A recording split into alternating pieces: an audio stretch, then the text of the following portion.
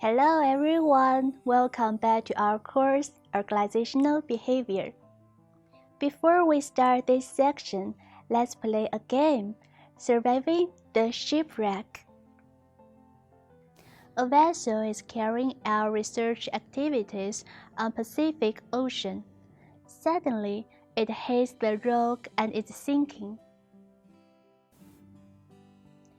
The captain immediately asks all mariners to bring the escape tools and board the rubber boat after 5 minutes. Here are the 15 escape tools on the vessel. Due to the bearing capacity of the rubber boat, just 3 escape tools can be brought away. So, which one should we choose? Would you like to make a decision by yourself or make a group decision? We often see that 2 heads are better than 1, and in reality, many decisions are made by groups, teams, or committees. There are a lot of strengths of group decision making.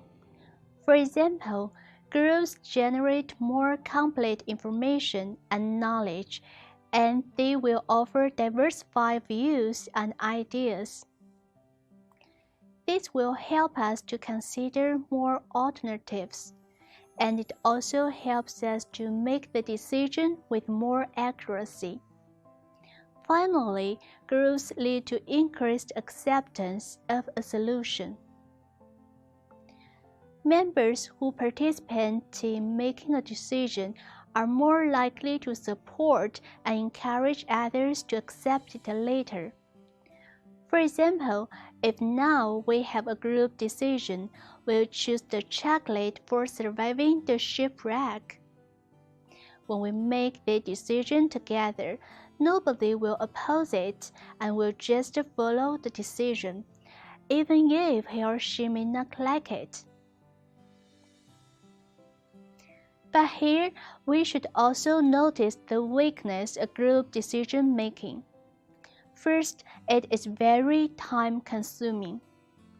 We need time to organize and coordinate when we are trying to make a decision as a group, and it will also take more time to reach a solution.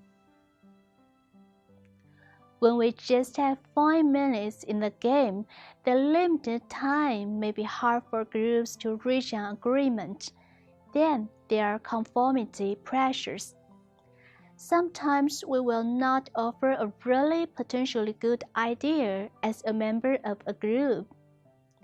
So, conforming to other group members will surprise opinions, actually constrain our ability to make good suggestions.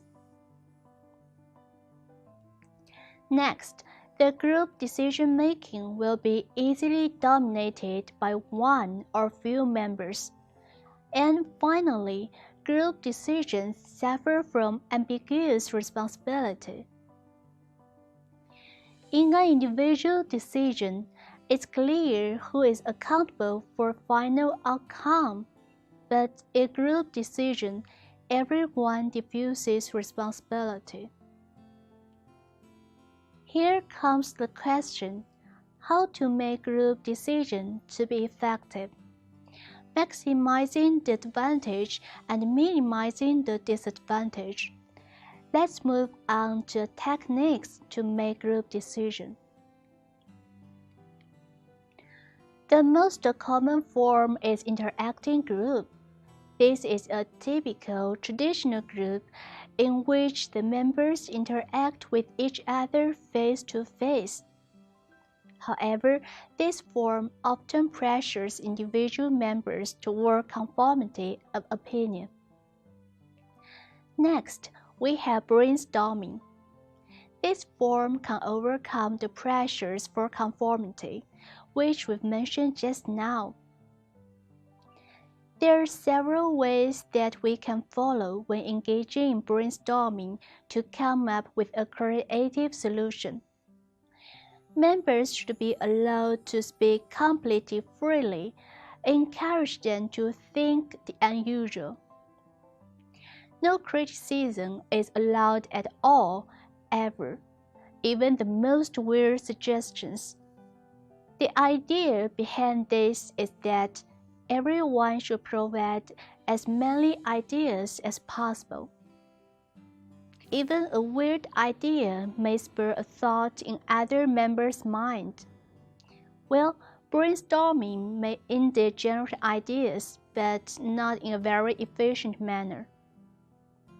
So we have something called nominal group technique. Actually, this is a variation of brainstorming. In this form, group members are all physically present, as in a traditional meeting, but they operate independently. There are several steps that we should follow. First, before any discussion takes place, each member independently writes down ideas about the problem. Second, after this silent period, each member presents one idea to the group.